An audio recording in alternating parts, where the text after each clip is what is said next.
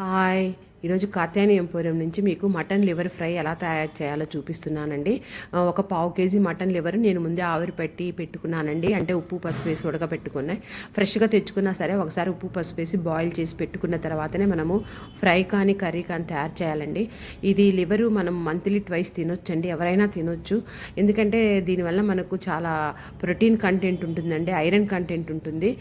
ముఖ్యంగా అండి ఏ and C vitamins ఉంటాయి, B12 కూడా ఉంటుందండి. ఇందులో జింకు కాపర్ చాలా పోషకాలు ఉంటాయండి. ఎక్కువ తినకూడదు, కాకపోతే మంత్లీ ట్వైస్ ఈజీగా తినొచ్చండి. దీనికి మామూలుగా మనం ఎక్కువ ఆనియన్స్ వేసుకోవాలి, కొంచెం ఆయిల్ ఎక్కువ పడుతుంది.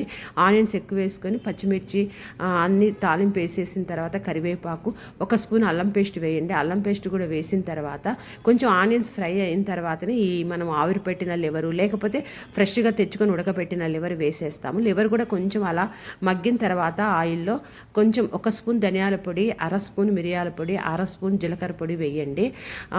ఉప్పు పసుపు కూడా వేసుకోవాలి, ముందే వేసేసుకోండి. ఆనియన్లో కొంచెం కారం కూడా అర స్పూన్ వేయండి. ఏదైనా హోమ్మేడ్ గరం మసాలా ఉంటే అది కూడా అర స్పూను. మసాలాలు ఎక్కువ వేయకూడదండి.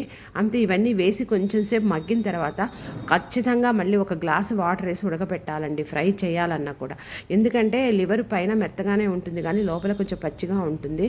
కాబట్టి కొంచెం మూత పెట్టేస్తే ఆ లివర్ ఫ్రై బాగా ఉడికిపోయి బాగా ఆయిల్ పైకి తేలిన తర్వాత మనం ఎంత ఫ్రై చేసుకోవాలంటే అంత ఫ్రై చేసుకొని స్టాప్ చేసుకోవచ్చు. నా వీడియోస్ లైక్ చేయండి, షేర్ చేయండి, సబ్స్క్రైబ్ చేయండి. నా వీడియోస్ చూస్తున్నందుకు చాలా థ్యాంక్స్ అండి. కొంచెం సబ్స్క్రైబ్ చేయడం మర్చిపోవద్దండి. చూడండి లివర్ ఫ్రై ఎంత బాగుంటుందో, రోటీలో బాగుంటుంది, రైస్లో బాగుంటుందో. ఒకసారి ట్రై